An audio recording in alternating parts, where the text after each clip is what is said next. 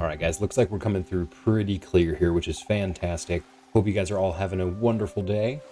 We're going to pull up the chat here really quick so we can kind of see who is here as you guys are going through. Happy, Tuesday? Today is September 27th. So happy to have you guys here. We are kind of playing around with a little bit of a new orientation. So for the screen here, you're going to see over on this side, you're going to see a little bit of some more graphics and stuff. And then right below it, we have an empty couch. That is where the dogs actually used to like to lay. So for you guys, hopefully the dogs will migrate their way over there while we're going through so you guys can have a good time. So let's get right into it here, guys. Welcome to the Healthy Humans podcast. My name is Nathan, and I'm going to be your guys' host today. Up on the screen here, guys, we've got a ton of different stuff for you. So let's make sure that that is about as full screen as we are going to get. Fantastic. So you guys are going to see a lot of different things here as we're going through. So you can catch the video portion of this on YouTube, where we just do a slight edit after we do the live recording here, which is obviously on Twitch. And then the audio is going to be primarily found on Anchor, which is just a Spotify platform, Spotify itself, and Google Podcasts. We're working on getting out to other platforms as well, but those don't post quite as frequently, so we're going to be kind of working on that as we go through. So in this podcast here, guys, we're going to be talking about a variety of topics. So health, nutrition, fitness, wellness, and just overall well-being. We're going to be going over a lot of that stuff, so we really hope you guys enjoy as we're going through. But today's episode is about squats. It's one of our foundational movements, so we're going to jump right in. So in the squat here, guys, we've just got a quick graphic of just a barbell squat as this guy's going through. All the images are from simplyfitness.com, really good resource where you can find a lot of different exercises and really kind of self-explanatory graphics as you're going through. So I highly recommend using that. You can just give them a Google and it'll go by really quick. So this is one of my favorite movements, but there's a lot to cover because we're doing this so often, but people will do this usually wrong.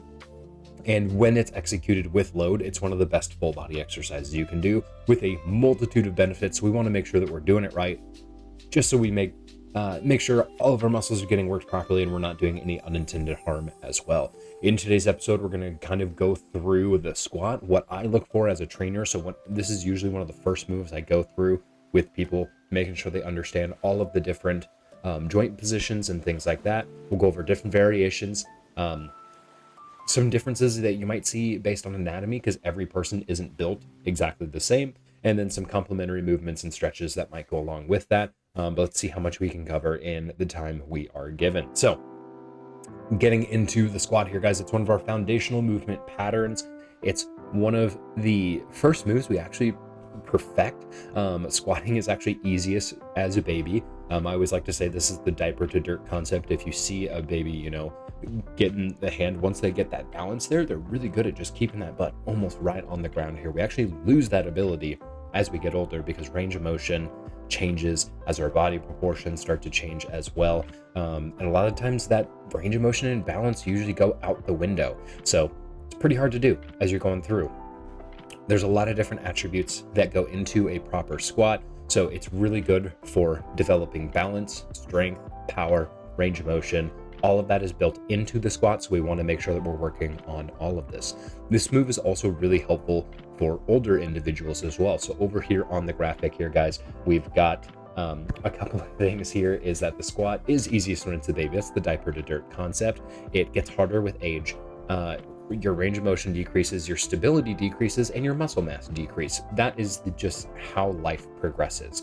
And this move is going to help kind of counter all of that. The biggest takeaway is really just keep moving. And I say this is good for older individuals because the older you get, the faster everything starts to break down. And that's a big generalization, but it's really, really important. Somebody that I look up to that has framed this really, really well is actually Dr. Peter Attia. He actually does a podcast as well. He's a very well-known professional. His podcast is called The Drive.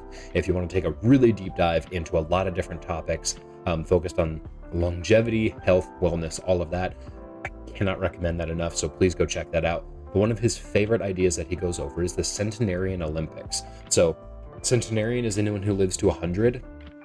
Obviously, most of us aren't going to live to 100, so the idea with centenarian actually means just the last decade of your life in this context. And the idea of the Centenarian Olympics is, what kind of movements do you want to be able to complete at the end of your life? So that last 10 years, what do you want to be able to still do? Do you want to be able to get up off the ground? Do you want to be able to go swimming, biking, walking?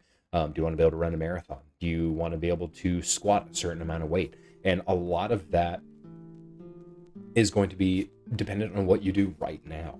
And so that's why this is such a cool goal to have, is because you need to start training now for what you want to be able to get done later. It's very, very important. And that just kind of gives us a good lens to view exercise and to kind of keep long-term goals and functionality in mind. A little bit of a helicopter going above.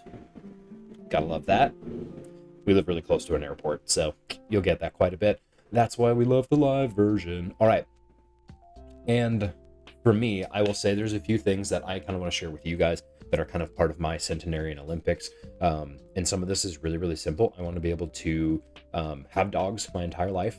So I don't ever want to get to the point where a dog is too much for me to manage, and specific breeds as well. Right now we have too many Aussies. One of them's right underneath me, and the other one's on the opposite couch, just snoozing, ruining our cushions because he's laying on them and kind of pushing them down. But I love these dogs. They're super high energy, which means that if you are frail and somebody who doesn't necessarily have the strength to walk these or train these animals, it might not go super well for you. So that's actually one of my goals. Another one is being able to perform a squat, and then being able to get up off the ground really easily and be fall resistant. Those are some of my things that are really important to me, but it varies person to person. One thing I do want to go over before I kind of show you guys how I instruct a squat is I always go through a little bit of a safety briefing as well. So if you're somebody who's never done a squat, especially a barbell squat, so let me back up to this here. So this guy that we've got going on over here, he's doing this just free floating, right? You don't see a squat rack or anything like that. 9 times out of 10, you're going to do this inside a squat rack. And the important part is that is going to make it as safe as possible. So I usually tell people, if you're doing this by yourself, make sure you're using safety bars, and you'll have kind of knowing how to use the J hooks as well. So the J hooks are the portion that the bar actually rests in, and that's going to be really, really important. And I see people do this weird all the time. I always tell people, like, the easiest way to use these pieces of equipment is before you even begin your squat down, take kind of an imaginary line from where your hands are. If that safety bar is pretty close to where the deepest portion of your squat would be, then you're good to go. But if it's got like another 6 to 12 inches before that bar would theoretically even get to those safety bars, bring up the safety bar a few notches. I'm pretty tall myself, so I usually have mine a lot higher than somebody else, and it allows me the freedom of movement to go through really, really heavy squats and not really have to worry about failure, because I know, if I fail this rep, I only have to go down like an extra 3 to 6 inches before that bar is safely being held by something else that's not me, and I can bail out of my squat very, very easily. And you wouldn't believe, not just on the safety portion, but just on the confidence portion as well. That's really, really important to have as you're going through. Next part is actually using the J hook. So I always tell people, like, walk your bar all the way into the J hook so it's contacting, and then let the bar rest down into that scoop. That sounds really simple, but a lot of times when people try to twist and put one end in and then follow with the other, especially if it's super heavy, they often will miss that second side, and then they're in a little bit of a problem where now the bar is like fully diagonal, and that's not fun. So I just tell people, walk it all the way in. Those J hooks are meant to hold all of the weight, so just like walk it in, be a little bit rough with it. That's what the bar and the rack is meant for. Really, really important. And then proper bar positioning as well. Again, this stuff sounds silly, but I see people set up this way quite often. Make sure you're in the middle of the bar. A lot of different Olympic barbells have different markings on them, so out on the sides or in the middle, depending on the brand, it's a little bit different. But a lot of times you can line up different fingers with those markings, so that way every time you grab that bar and then you swing underneath, you're symmetrical. They're there for reasons, and making sure your bar is not shifted over to one side or the other. And it literally just takes like a little bit of a scoot, just scoot that bar over a little bit. It's the little things that will make your sets the most productive. because there's nothing worse than trying to squat with a slightly asymmetrical bar, because when you are squatting 1, 2, or even like 300 pounds, for example, an inch or two off to one side, you will feel that difference. You will feel how much harder that is, and that's no fun. So I always tell people, like, we're going to go through the safety stuff first, so that way we only have to talk on it once, and then you just know it. So, and a lot of that stuff is kind of plays off of the gym etiquette episode we talked about a while ago as well. All right, moving back on. Next thing we're going to go over is a joint check. So I'll usually work from the ground all the way up. The first joint I'm going to be looking at is the ankles. So you'll see in this diagram here, if we're looking at the standing position and the squatting position, there is a little bit of flexion there in the ankles. That is good. The ankles need to be able to flex forward. So if the calf and the Achilles tendon is too tight, it will not allow that tibia to actually bend forward so that you create that angle from the top of the foot to the front of the shin. If that is not able to get there, then the body has to compensate in other ways. I know for myself, my ankles tend to stay pretty tight. And so for me to not overcompensate in my knees and my hips, I have to make sure my ankles are super loose. And I have a lot of different stretches and stuff I go through that for that. But really just making sure you do a really, really solid and thorough warm-up, really, really good. Next thing we'll touch on is the knees. So making sure that the knees are basically staying over the feet. So some people like to squat with their feet pointing out. Some people like to squat with their feet parallel.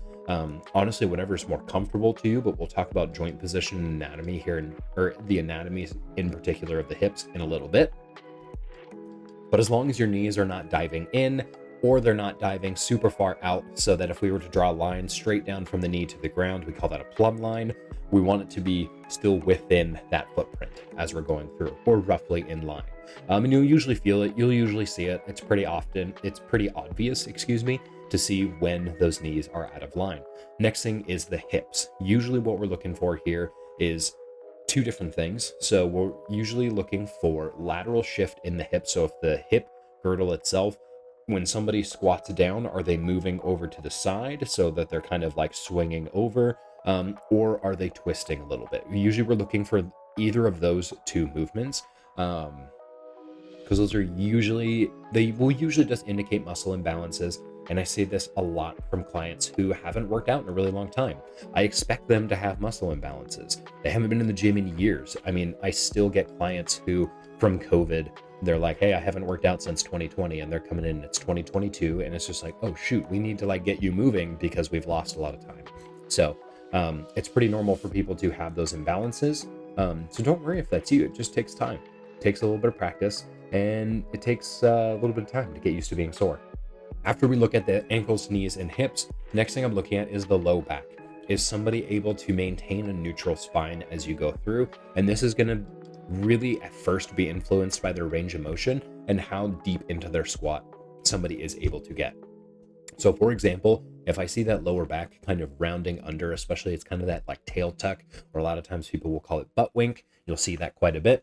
I usually will start somebody by just reducing their range of motion, because a lot of the times these issues are going to take time and practice, especially if somebody's not familiar with a squat at all. It's much different in athletes. A lot of the times with athletes, you can get these problems fixed in one session, and that's fine. But with your general public, it's not always that way. Athletes tend to be a little bit more coachable, a little bit better body awareness. Not to say that the general public doesn't have that as well, but it does take a little bit of time. So depending on the person, or depending on how out of whack or deconditioned an individual is, that low back may take a little bit of time, especially those with low back pain. Low back pain is one of those things that can really scare people for squatting. But it's really just, I have found that when working with people with low back pain, it's because they don't know how to set themselves up properly in the first place to squat without pain. And that's why they avoid it. So it's just because the movement pattern that they go through causes pain, so they're not willing to do that more. And that's okay. That's why training is so important, so somebody can get that time to really focus on those areas. Now, the next thing we're going to touch on is the upper torso. So we're moving right above the hips from lower back to the upper back. And this is going to be essentially how much you're letting the back round forward. So in our position, or kind of our PDF model here, guy. He is nice and upright, and you're going to see that chest is still nice and proud. Usually what we're looking at, so if our hips are right here at the elbow, if somebody is like horizontal and bent over, keep in mind they're loading the bar from right here. So that line of gravity is pushing down, and that's usually when the upper back starts to bend. So if somebody's able to keep a little bit more of an upright posture, so starting here, hinging over while they're squatting and then coming down, that's going to be a lot easier to maintain that posture, especially with a good core control. That's going to be a lot more beneficial. And that's usually why we tell people to kind of keep that proud chest. If you keep that proud chest, that's going to be really good. And that also leads into our next point, which is what the shoulders, the elbows, and the scapula are going to be doing. So your shoulder blades. So you can see in this diagram, he's got his elbows pointed down. I usually tell people try to pull those elbows back, because that's automatically going to keep that chest nice and proud, and it's going to squeeze those shoulder blades together as well. What this is doing, this is creating a rigid spine, and this is going to help us set ourselves up for our breath control as well. Now, we'll talk about breath for just a moment, because this isn't technically a joint, and it's not on here, but a lot of the times, a good tip of advice I've heard, and I learned this from Squat University. You can get a bunch of their stuff on Instagram and YouTube, but one of my favorite tips and cues for people when I'm training is going through a certain quick progression that they can do every single time. So it's just a 3Q method. So the first one is breathe, get that breath into the body. Now sending it to the diaphragm, not sending it to the chest. So belly breathing essentially, and then brace. So that idea that like you're going to be holding that breath inside the body, that's going to create intra-abdominal pressure, and it's going to keep the entire spine from the neck all the way down to the hips nice and tight, and then go through your lift. So breathe, brace, lift. Breathe, brace, lift. You go through that, and if that is your mental routine as you're going through, you're going to see a lot of success in the amount of discomfort you feel while you squat, and the amount of load you're able to put on as well. Last thing I'll go through is kind of positioning with the neck. A lot of times people think they need to see themselves as they're going through, but you really want to focus on setting up a neutral neck and not like bringing the chin too high up or too far down. You want to keep that airway open, and you don't want to pinch too hard while we're going back. I see this actually a lot in deadlifts as well. People will really like pull their head back because they're usually trying to look in a mirror so they can check their form. But then the process of doing that then puts them in bad form, especially with putting extra tension in the neck. So you just keep that head relaxed as you're going through, and you're going to have a good time. Sweet. We've got a few people lurking in the chat. Wasn't listening. Thanks for showing up. Love it. All right. Next one here, guys, we're going to be going to adding load. Again, all images found via Simply Fitness. I'm not trying to plagiarize anybody. More people need to actually cite their work. I think that's really, really important.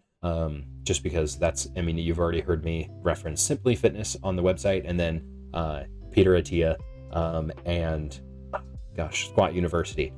Again, all these people have really, really good ideas. And so being able to learn from other people and disseminate that again is actually how we build good educational foundations in ourselves, because these people are really smart and they deserve the credit.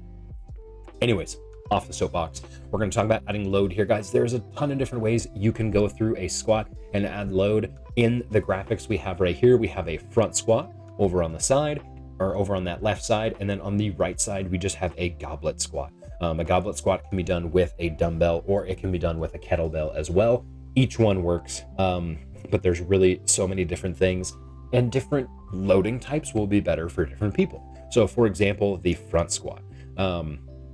This one's really, really good at targeting the quad. So you can see in the diagram here, the front of the thigh is highlighted. That is your quadriceps. Quad for 4. There's 4 different muscle groups there. I won't bore you with muscle names because they're all in Latin, and they mostly just indicate that they're large and in certain locations. If you do know muscle names, you'll probably get what I'm saying. But anyways, front squat's pretty tough. It's one of my favorites because it does target the front of the legs so well.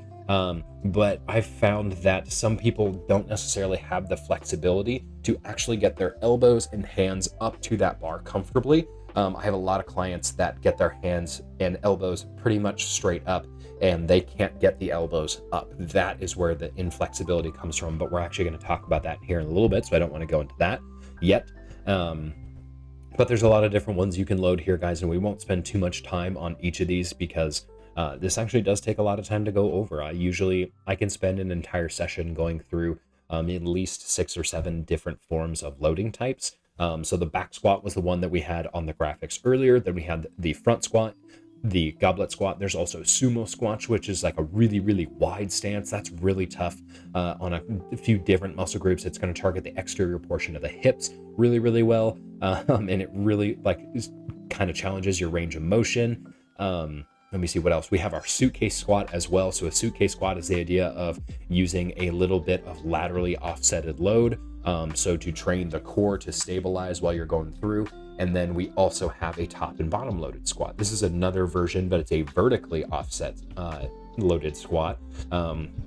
And holy cow, they're hard. Oh my goodness, they're so tough. Just because the body is doing so many different things and the body is working very asymmetrically, but it's really, really good because most of the time when we're interacting with our environment, we don't get set up in a perfectly, strong squat position where I'm like, oh yeah, I get to put this on the strongest portion of my entire body and I got to back squat this weight. A lot of times we have to squat, pick something up, interact with our environment, and then we got to move it. So that's a whole nother thing as well. That's actually what we call a carry. And that's actually going to be another episode we're going to do later down the line as well. And then there's also the overhead squat as well. I personally don't do overhead squats myself, mostly just from a limited range of motion in my right shoulder from previous injuries. But it is a version I have seen people do. You'll see a lot of different people like CrossFitters and stuff do it. Not a fan of it myself just because of that overhead motion and lack of mobility, because the range of motion's not there for me, but it is a version that I wanted to mention in there as well. Next, we're going to talk about training benefits. So earlier we talked about all the different kind of issues with aging and what is going to be happening over time. So these are things that are inevitable.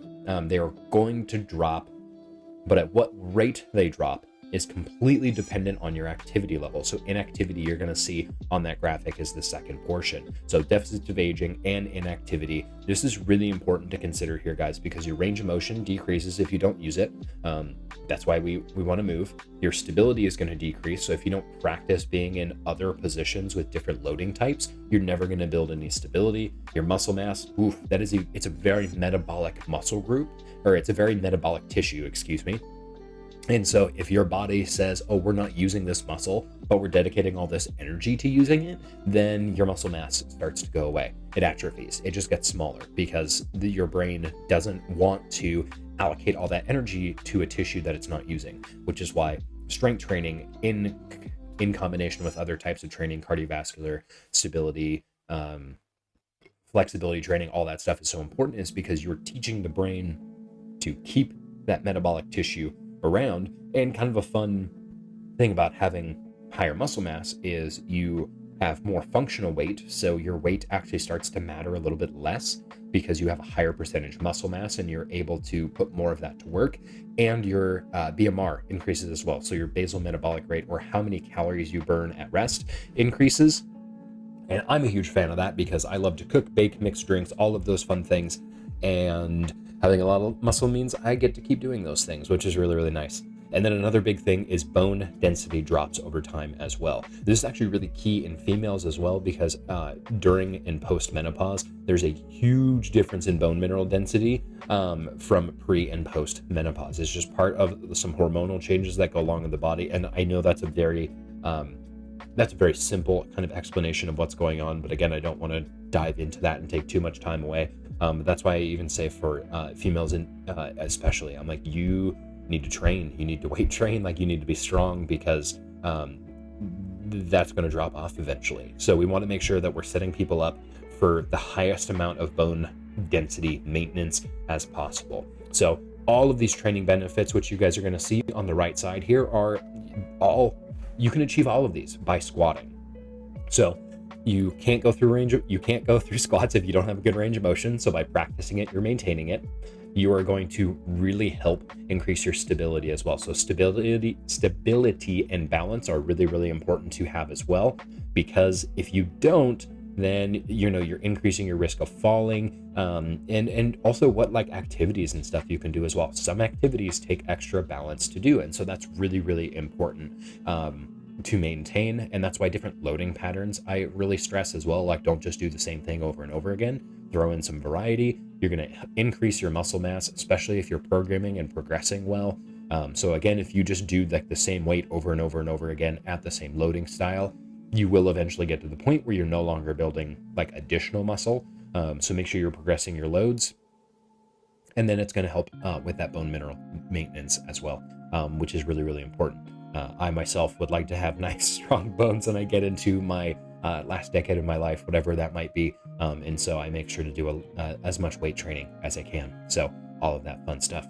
All right, we mentioned a couple of times earlier kind of differences in anatomy and ability that are going to affect your squat. So I've got 4 main things that I run into probably the most, and this is not an exhaustive list, but these are the most common things that I have to deal with a trainer, working with individuals in person, that we cover. So the first one is hip socket anatomy. So you can kind of think of, so if you think of the head of the femur, oh my goodness, sitting into that socket of the hip. Can't talk today. That's all right. Femur, head, hip, socket. There we go. So it sits essentially in here like this. There's a little bit of a space, and that's usually because there's some articulating tissue that's in there as well. So that way it's not just bone on bone. That actually results in osteoarthritis, which some people have, and that's why people have to get hip replacements. But anyway, the joint should look like this. So as the hip is going through its range of motion, if it's flexing, extending, rotating, or abducting, adducting, going any which direction, and then you add those together, it has a huge range of motion it can go inside that socket. But a lot of the times what happens is if the socket itself is really, really deep, and this is all the way in there, it's going to have a reduced range of motion. If the socket is really shallow, it can rotate quite a bit more into that socket, and you're going to have a better time with it. So usually when I'm going through with clients and we're going through kind of that initial squat day of teaching them how to squat, one of the things I'll do is I'll actually set them up in either a parallel or a slightly wider toes out stance. And I'll usually just ask them like, hey, what's more comfortable for you? And depending on what there is, that's usually going to indicate kind of what hip anatomy they're working with. If somebody has really, really shallow sockets, they might be able to squat with legs parallel. I'm not one of those people. I like to have my legs out just a little bit to kind of accommodate for that slightly more deep socket. So, and a lot of the times you're able to see this by the depth of the squat as well. So if somebody's not able to get into a deeper squat based on what position they're in, that can indicate what's going on as well. Next thing we're going to talk about is spine stability and load. This actually comes up more than I thought it would, because I coach a lot of people who have varying forms of scoliosis. And so for those people, we're not necessarily going to put a barbell on their back right away, but we are going to use different variations of load, especially like suitcase squats and offset loading squats, because we want to make sure that they can reinforce their core super well, so that when their spine is going up and down, they are not deviating, twisting, anything like that. And so we might do some of those other versions of offset loading first, so that I know that they can really stabilize in that position. Then we might move on to like some front squats, some back squats, some more of that like classical strength training. That way we've just made that check, like, okay, they can stabilize that core. That's really, really important. Now, lat flexibility is important, especially in barbell squats. And lat does not stand for lateral here. It stands for latissimus dorsi. It's the big muscle in your back, and it runs all the way up the back, and then little branches come to basically the under portion of the arm. And so what that actually does is it helps us perform pulling movements, and the lats provide a little bit of rotational power as well. So what happens is, now we'll get back to kind of the front squats here, is in that diagram, the guy's holding it all the way up here. He's got elbows pointing straight out at 90 degrees, and that's actually really, really good. I can do that myself, but I have some bendy joints and things like that. But some people don't have that lat flexibility where they can go through that motion. So if I find that somebody can't load properly in either a front squat or even a back squat, I have seen people who like can't get their elbows past the actual line of their torso, so they can't pull those elbows back. then we're going to work on that instead. You know, we want to make sure that their whole body can participate in that loading, because if the flexibility is not there, they're going to compensate in other ways. And a lot of times it's usually by rounding that back or putting a little bit of extra pressure on those wrists, which is going to lead us into that wrist flexion point as well. I work with a lot of different clients, either with like arthritis problems or carpal tunnel, just a bunch of different kind of hand, wrist, and finger issues. And getting into that position where they're able to bend back, they can't do that, either because of like physical impediments due to anatomy, or because of injuries and stiffness. And if they're here, so if like, you know, if they're even in a push-up position where they're trying to press off that flat hand with a 90-degree forearm, causes a lot of pain, and not the good pain, not the muscle fatigue. It causes orthopedic pain. And so often we'll focus on different loading types and different loading patterns to really help out those wrists. So a lot of different things there, but that's usually that is a really short version of what I kind of go through in those when I'm working with somebody to squat. And this varies person to person quite a bit. So especially when it comes down to ability, I've had clients before in their 60s, 70s who have been able to just grab a 45-pound bar and just do sets of 10, and they're fine. They barely even break a sweat. And I've worked with people in their low 20s, and they get under the bar and they're like, I can't move this around. This is too heavy for me. Or they, call me the next day. I actually had a client the other day who called me about 12 hours after a training session, and he was just like, how do I stop this horrible soreness that I'm feeling? Because it was his first day. And I was like, well, we do this a little bit more often. He did not like the answers I gave, but we'll actually go through those in some of our questions from viewers here in just a second as well. But it's just incredible the amount of variability in ability that I see in my clients, just because age is not a good predictor all the time of ability. I have seen a lot of my clients who are 3 times as old as other clients, and they can outperform them in every single way, which I think that is absolutely awesome. And then it gets some of my younger clients pretty humbled, and then they get pretty excited to keep going through. So and getting stronger. So that's something that's really fun. But again, ability is all based person to person. Don't compare yourself to others. Like, wherever you're at is important. So like, don't worry if you're like, oh, I'm not as strong as that guy over there or that guy over there. Like, I've, been doing various forms of lifting and powerlifting, weightlifting and things for about 12 years now. And there's still things I want to improve on. There's still different like muscle groups I want to get a little bit stronger. I want my knees to feel a little bit better, all those things. So it's like, it's always a constant process. So as long as you guys are feeling like you're progressing onto your goals, that's what you should focus on. And that's going to lead you to a lot of like better mindsets as well. Coming up next year, guys, we're going to get into some workout updates as well, because I'm always getting questions about what I'm doing during my workouts. And this changes week to week. So I've got 4 different heart rate snapshots here for you guys here. And you're going to see different heart rate zones as you're going through. But really what we want to focus on is looking at the bottom bars on each of these. So what's going to be the most important here, guys, is that we've got 1, 2, 3, 4. Each one just represents 15 minutes of work. So in these runs, this is a good snapshot of what I've been doing the last about 7 to 8 workouts, with varying speeds and things like that, just depending on the day. But this is one of my favorite forms of interval training because it really gets that heart rate nice and high, and it's not miserable because I'm not just maintaining a steady state the whole time. So we'll take a look at snapshot number 1 here, guys. You're going to see a lot of time in that white and that gray zone in that first few minutes. That's the actual time of me putting on my heart rate monitor and and warming up. So those first few ticks in the white, that's not included in the 15-minute mark. Or no, actually I think it is. It is. So that is going to be included because I wanted to be accurate with that.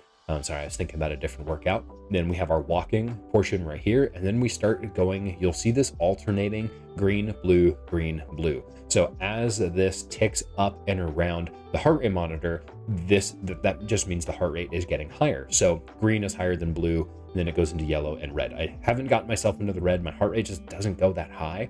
I think that's just part of how my heart is wired, and that's okay. But the nice thing is you can see the effect of those intervals in the heart rate. So that heart rate is going to respond really, really easily. So it's going to spike up when we're running and then drop back down when we're walking. In the first interval we started on today, we've just been doing some running practice. So I believe this first one was 5.7 miles per hour. Again, I'm a big guy, so running for me is like, it takes a lot of work. So it's not the fastest speed ever. So like whatever. But again, I'm not comparing myself to others. I'm just like trying to be best hilariously Scandinavian boy I can. So we've got 5.7, and then every interval from there increases in speed. So 5.7, 5.8, 5.9, 6, 6.1. These are 1-to-1 intervals to start. And that just means I'm running for 1 minute and then walking for 1 minute. We'll say a quick caveat on that is I'm not increasing speed at the 0-0 mark. So I'm actually increasing because treadmills actually do take a little bit of time to work their way up. And that's really important to know, because if going from a walking pace to a running pace, especially later in these intervals, this is really important. If it takes 10 seconds to actually physically speed up that treadmill to that part, that's 10 seconds of that interval that I'm not at my desired running speed. So really, really important there. So usually what I'll do is, so for example, the first 5 minutes of gray right here is just a walking pace. And so when I get to 4 minutes and 55 seconds, so 5 seconds before I'm actually supposed to be running, that's when I bring up my speed, because it's going to take that 1 Mississippi, 2, 3, 4, 5, all the way to get to that first time. And now as I go through my runs, I'm actually increasing that transition time a little bit. So maybe 5 seconds, 6, or even 7 seconds pre-interval. That's when I'm bumping up my speed, because it takes time, especially when I'm getting into these later speeds, especially in section 4, because we did a lot of intervals this day. That was a tough day. I died when I came home that day. And so because we're increasing our speed every single time. So we ended on, 7, 8, 9, 0. So 6.1 here. When we jump down into the second slide, we're going to start to see our first little bit of yellow there at the bottom. And that just means we bumped up above 80% of our heart rate. And so we're going to 6, 2, 3, 4, 5, 6, 7, 8, 9. So we get all the way up to 6.9 miles per hour by about that 30-minute mark. And we just continue to increase. Now, this is when I'm getting pretty tired already. So in 30 minutes, I had burned just about 400 calories. And I was like, holy cow. Okay, starting to get tired, losing my breath, sweating like crazy, things like that. And so at the 45-minute mark, we are changing up our intervals just a little bit. So there's still going to be 2-minute blocks. So 1 minute of work, 1 minute of rest, but we actually shifted it just a little bit. So it's 45 seconds of work to 75 seconds of rest. And so that's why when we get into these sections 3 and 4, you actually see smaller chunks of yellow, which means I'm spending less time in that yellow zone because I have more recovery time.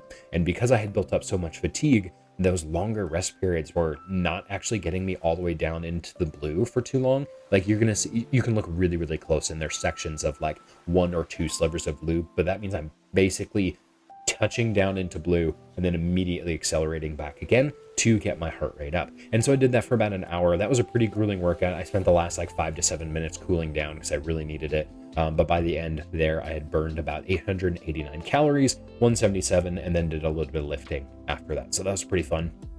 I've been trying to do that pretty often. And then the lifting portion, I'm actually keeping a lot of my lower body weights a lot lighter, because I find that if I go really heavy like I used to, it gets my legs really tired, and then I just cannot perform in my cardio sections, and that's really my focus right now. So we'll get into some viewer questions as well. So this is some stuff that you guys can always submit, whether or not that is in the live chat, or if that is in the comments, or if that is tweeting me or emailing me, whatever it is, you guys are allowed to do that. So I highly recommend it as you're going through. So first one is how do I create a dog food diet?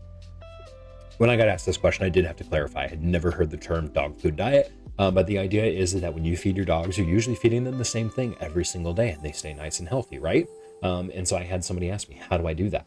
So I did present this with the caveat, this is not ideal because it's hard to adhere to. Most people really crave that variety in their food. And so like people usually get tired of eating the same things over and over again. So I was like, hey, this is tough to adhere to, because this is not how you are going to want to eat the rest of your life. But for a short-term period, to like lose weight, for example, yes, we can kind of make up, we can come up with some parameters that you can use. So the first one is establishing a protein need. So females, I would usually say try to shoot for about 120 grams a day. Males shoot for 150 grams a day. None of this percentage of overall diet or anything like that, that's not helpful, because your protein needs are going to stay pretty stable through most of your life. So focus on getting that 120 to 150 for females and males. Males tend to be, again, just a little bit heavier, so a slightly higher protein need. So make sure you guys are getting that, and then build the rest of your calorie budget around that. That's going to be really helpful. Although I will say, when you are designing kind of that dog food diet, make sure that you are getting all the amino acids you need. So there's 9 essential amino acids. Most of these are found in animal proteins, so that's like pretty easy to do. But if you are somebody who is vegetarian or vegan, really pay attention to what those amino acids are. You can just Google it. There's a bunch of different websites that will have that, and then you can search different vegetarian and vegan options and build those into your diet plan so that you have all of your amino acids covered and that you're getting enough of them as well. That's usually the biggest thing there. Next thing is make sure you're getting proper hydration. If you're not hydrating well, then I don't care what you're putting in your body, you're just going to see less results out of everything. So that's important. And this does kind of stray away from the question a little bit, but I usually will tell somebody, I'm like, if you're planning on eating the same things throughout the week, I would say try to have more of a rotation of meals, but make sure that each one of those meals fulfills the goal that you want, or that for whatever you're trying to achieve, whether that's fat loss or muscle building, whatever it might be, because that's actually going to increase your likelihood of adherence. But then it's not truly a dog food diet. It's like we're talking about somebody who eats the same meal like 3 times a day, which I wouldn't necessarily recommend, because that's really hard to stick to. But it is something that people will try to do. But if you are going to do those, make sure you're doing those things and you're going to be all right. Next thing we had already talked about just a little bit here is, how do I reduce post-workout soreness? This is also what we refer to as DOMS, which is delayed onset muscle soreness. We like acronyms, so we use a lot of them. First one is water. Drink lots of water. You have to be hydrated. That is just going to help move all the fluids around in your body. It's going to help muscle tissue just stay a little bit more elastic. And it's going to be really good. Next one is movement. If you're not moving around, the worst thing you can do after a really hard workout is going and sitting on the couch and doing nothing all day, because you're just like, oh, my legs are so tired.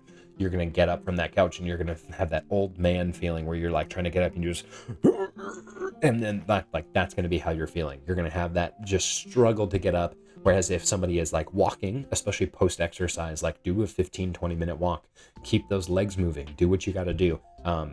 And keeping that movement going throughout the day is going to be really important.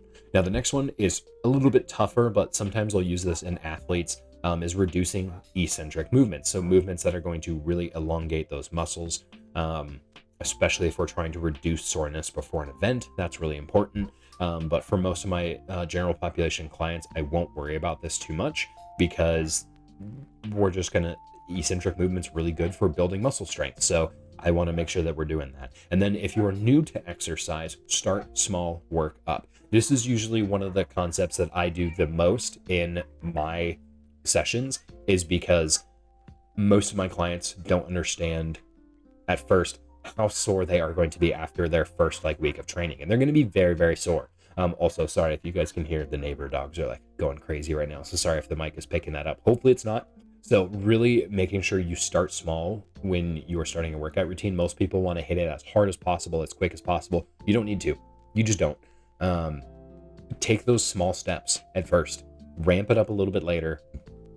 Because if you are focusing too much on trying to get as fast or as strong and then do as much as possible in those first few weeks, that's going to be really tough. You're going to have a really hard muscle ache to get over. So I usually tell people it's okay to start small. You have the rest of your life to work on this. So take it step by step. And then the last one is obviously protein intake, because you guys hear me talk about protein all the time. But protein intake is going to stimulate muscle synthesis, which is going to help reduce soreness for your next workout because you are going to have more muscle to essentially do the same amount of work. So making sure you do that is going to be very, very beneficial for you. All right, guys, we're going to get into our outro here. So thank you guys so much for watching. If you guys did enjoy the podcast and want to join in on our discussion, please join us on Patreon. I actually post a bunch of different workout plans and recipes and a bunch of different stuff there. And there's also multiple levels with tiered benefits to each one. So the VIP even gets you access to myself for like exercise adherence training. So if you are somebody who struggles getting into the gym, that can be really, really helpful for you as you're going through. But again, if you're like, hey, I don't have money to put into Patreon, that is okay. Totally okay. I don't mind. But what you can do instead is share the podcast with your friend, leave us a good review, and just keep watching here, guys. That actually helps us out more than you think. And we really appreciate you guys who are listening right now, who listen. On this outro screen here, guys, you can see the different podcast links. So we get most of our listeners from Google Podcast, Anchor, and Spotify. You guys are currently watching on Twitch, which we're then going to post the slightly edited version of YouTube, and then you can catch me and kind of what I'm up to on Twitter and Instagram as well. So lots of different stuff as we're going through here, guys. So we have a couple of different goals for that podcast. We would love to hit 5 patrons. But I know times are tough right now, so we'd love to just get that. And then our second goal is we'd love to get 50 listeners onto the podcast. So please share it around. If you enjoyed the content here, guys. I actually had the opportunity, a client I met with the other day, actually listened to the podcast before he came in, and that actually is what spurred him on to wanting to do some training, which was really, really fun. That was really cool to see. And I was like, oh my gosh, you're listening. So like meeting a podcast listener so quick was a huge benefit. So it'd be really cool. The more questions you send in here, guys, the more we can get answered. The idea is that we would love to share some fairly regular AMA episodes or Ask Me Anything, just going over your guys' questions. So like whatever's relevant to you, we can get done. So if you guys do have questions, you can send them into Twitter, Instagram via DM, totally fine. Comment them in the YouTube comment section. Put them on Twitch chat. It doesn't matter here, guys, but you can also reach us at healthyhumanspodcast@gmail.com. We had a little bit of a technical error with that early in the podcast, which I didn't realize until this week. So if you guys have tried emailing the podcast and you never got your question answered, please resend that in, because we were not receiving emails from anybody, but we got that fixed. Everything is good to go from there. You guys can find me throughout the week at Finley the Dog Gaming on Patreon, Instagram, and Twitch. You can find me at Finley the Dog 736, don't mind the numbers, on Twitter, and you can also find me on YouTube at Finley and Theo Entertainment. Consider going through and listening and liking more of the content, again, because that helps share that content around. It means it's good, people like it, and then we will keep adding more of it. Again, I want to do this for you guys.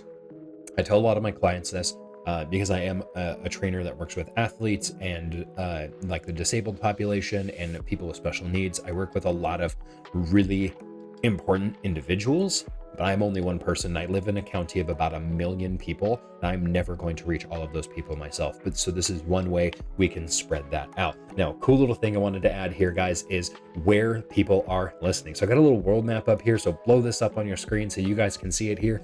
From the last time we checked, we have listeners in Washington, Ohio, California, Texas, and Oklahoma, and Indiana. So those are all marked over here. I think I got those all. Was that 6? 1, 2, 3, 4, 5. Yeah, 6 different states in the US. So hoping to hit all 50. That'd be super cool. And we have some international listeners as well. So in the UK, Sweden, Belgium, and Spain. Oh, and Australia. We've got that one over here. Almost missed that one. So we're starting to see a little bit of variety here all the way through. So thank you guys all for listening. That would be super helpful if we continue to share that, and we even got some more countries up on the board as well. Once we get your country up, we're gonna start putting pins in all of it. So that'd be really helpful.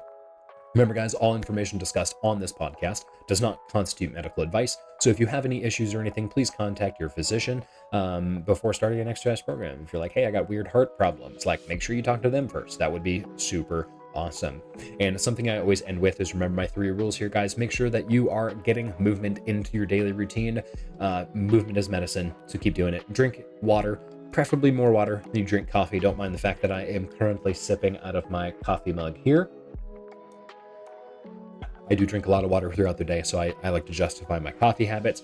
But most importantly here, guys, have a great rest of your day. We will see you guys in the next one. Thanks for stopping by.